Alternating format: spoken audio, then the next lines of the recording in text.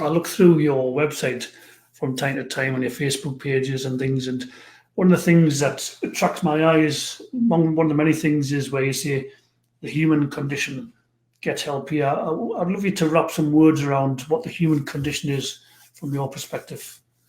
Okay, so firstly, I have to say, I say I have great compassion for us because it's really not easy being human. Now, we learn to be very brave about it. We learn to put on a brave face from an early age, from the time we go to school, if not before. We learn to act basically, and there's nothing wrong with acting. We can't live on the planet without acting because it is an act. It's a show we're putting on for everybody. Uh, a hotel. A hotel looks like it's there for the guests to come and stay, and they make it look really nice in the lobby, and they make the rooms look really nice on the photographs on bookings.com or whatever. But actually, for the people running the hotel, it's not about people coming to stay. It's a business where they're earning their money from it, and they have to run it as efficiently as they can. It happens to be about people staying there. So they're putting on an act, and we're happy to go along with the act because we like playing the act of being the guest staying in the hotel. It's all a show. The whole thing's a show, and but underneath the show, underneath the act, we are all terrified of our own extinction, of our own mortality, of dying. Even when you're not, you are, because there's a level of you that is clinging to what you know, and the fear of letting that go is quite intense for people, to the extent that, you can be really enlightened, but when somebody you love dies, even though you know that isn't the end, even though you know you're still connected with them, even though you know they weren't their physical body, it still really hurts. And it's the same with the fear of your own death. Even if you're really enlightened about it and you have no actual fear of dying because you know it's going to be fine, there will still be fear, just like there'll be fear of having to do a talk in public or whatever else. So we have fear of our own death. We have just as much fear of losing the people that we love. That starts when you're a tiny kid. You fear of losing your mother. Every kid has that.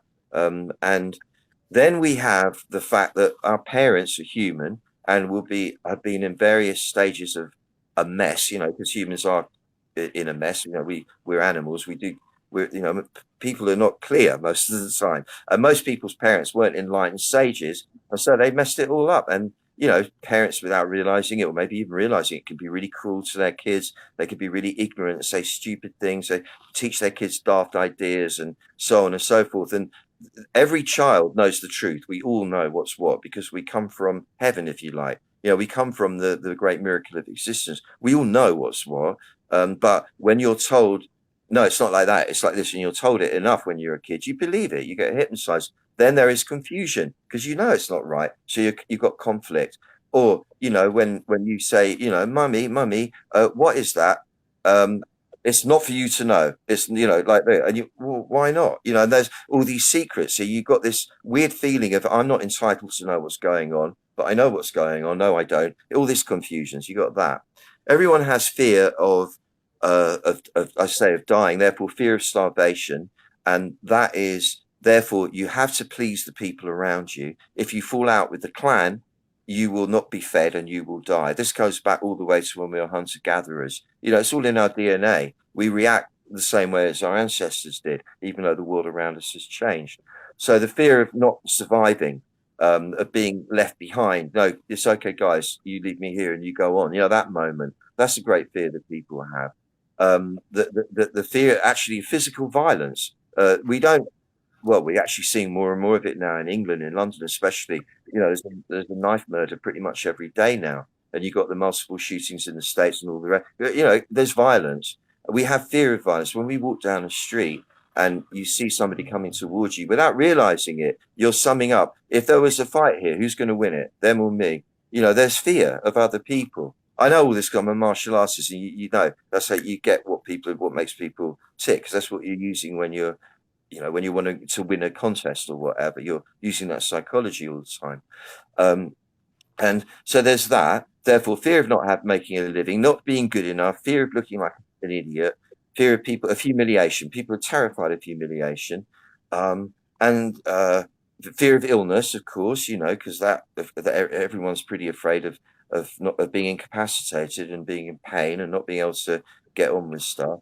And then you've got on the other side, you've got the drive, the ambition to make it brilliant, to overcome those fears, to rise above it, to succeed, to achieve.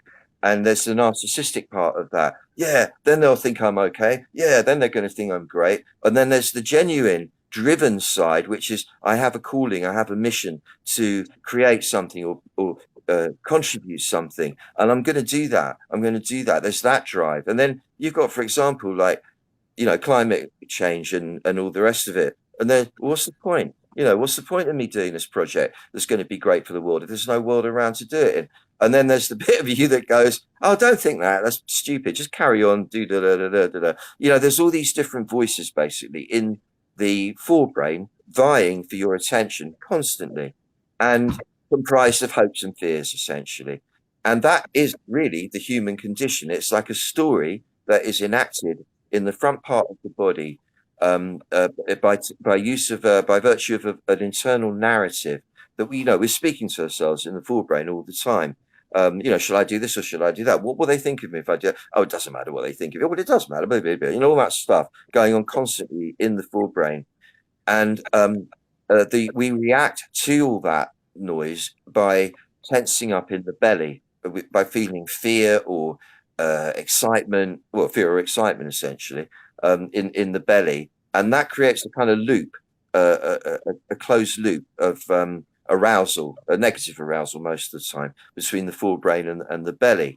And because your sense organs face forwards, you perceive life as going on in front of you. And because life is what we all want, and being involved in life is what we all want to be, you're drawn forwards into the front of your body to get in it, to be in it.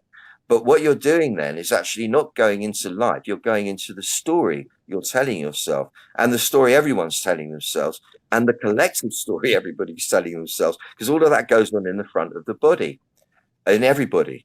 And when I say this collective story, I'm talking about, I'm in England at the moment. No one could argue with that. What nonsense that is. I'm not really in England. I'm on a bit of land that the water hasn't come over the top of yet, or for a few thousand years. It's not really called anything. It's just a bit of land on a planet.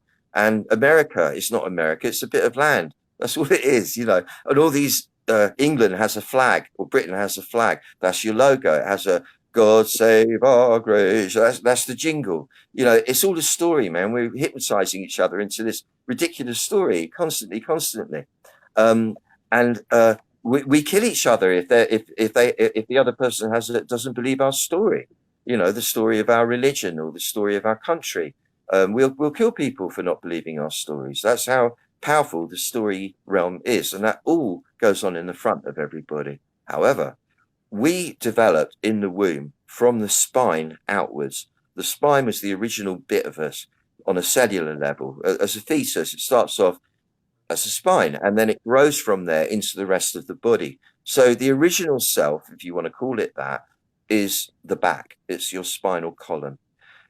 The Taoist martial artists, we've got this because this is the trick of the whole thing.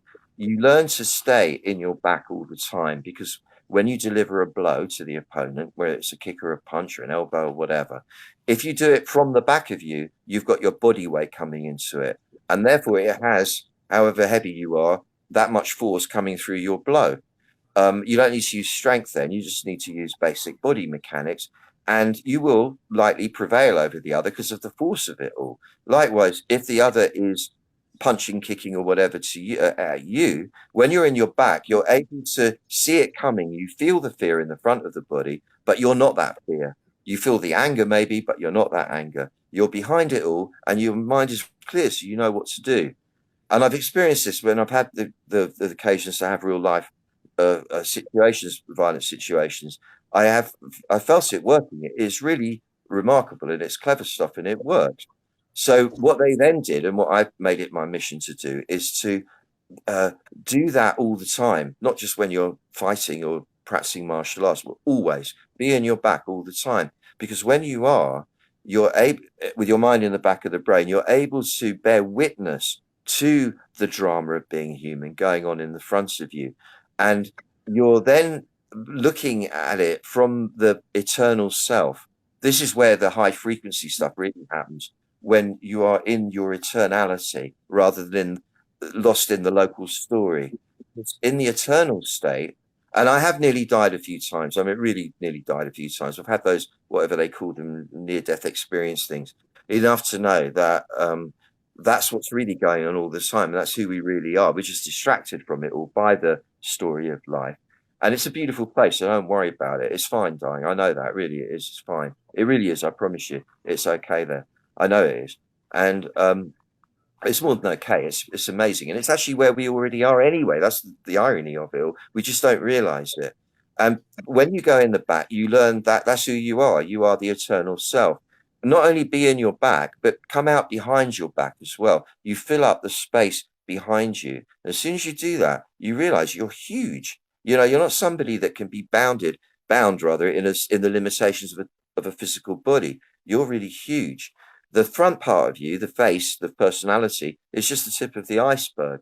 Now, when you're in that state, you can then choose the option of opening your heart in the front and allowing your love, your loving kindness to flow freely to others. And as you can see, you can probably tell from me, I'm not a saintly character. You know, I'm a man with all the different drives going on, and I love the world and I love the pleasures of the world.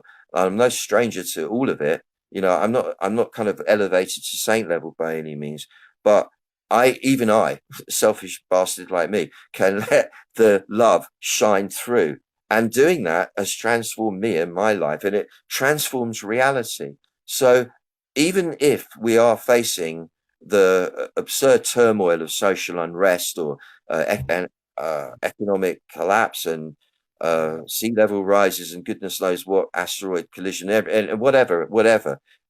Even so, more important, in fact, that we love each other, that we're kind to each other, that we help each other along. And I'm not idealistic. I know you've got to have the yin and the yang. So as many people are going to be being lovely to each other, and I am seeing more and more people being lovely to each other. There will always be the opposite as well. We've got to have that. You can't have light without dark. You can't have sweet smell without the smell of shit. It just doesn't happen. So we have to honor that, and we have to love those guys too, the guys doing the dark stuff. We have to love them too. That is the remedy, because love really genuinely does transform everything. Doesn't mean I like that. I don't like mass murderers. I don't like the action that they do, but I still love them as part of my family. And it hurts to do that because it's horrible. But I have it in me. We all have it in all of us. So we have to love.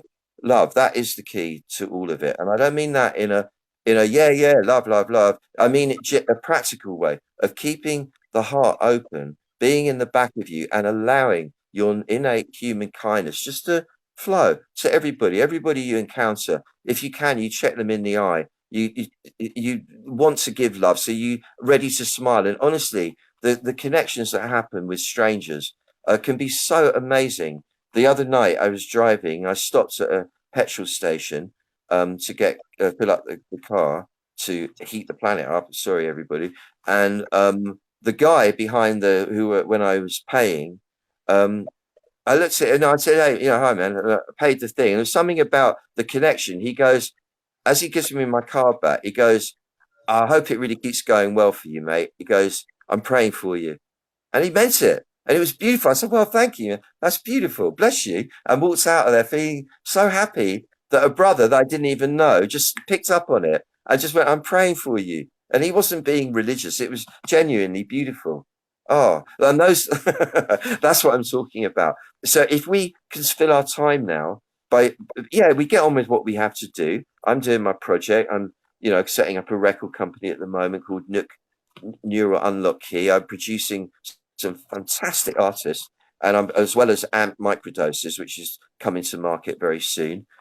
Building an Amp's Head, actually it's called now, Amp's Head app.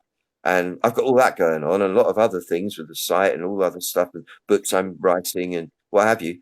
That level, yeah, carry on. You've got to carry on doing what you do, but at the same time, I'm aware of the big picture, and I get variously a little bit scared, a little bit grieving. Mostly, come on, all right, whatever. I love it. I'm going to love everybody. I love the process. I love all this. And I make it beautiful as much as I can. If we all make it beautiful for each other as much as we can, I don't say it's going to save the human race. I don't know what's going to happen, but it certainly make it a lot more fun on the way, because why make it miserable? If this this is the end of it all. For fuck's sake, don't waste it being unhappy and horrible. You know, use it to be beautiful and love it. Oh, am I preaching too much, people? Tell me. Preach, brother, preach.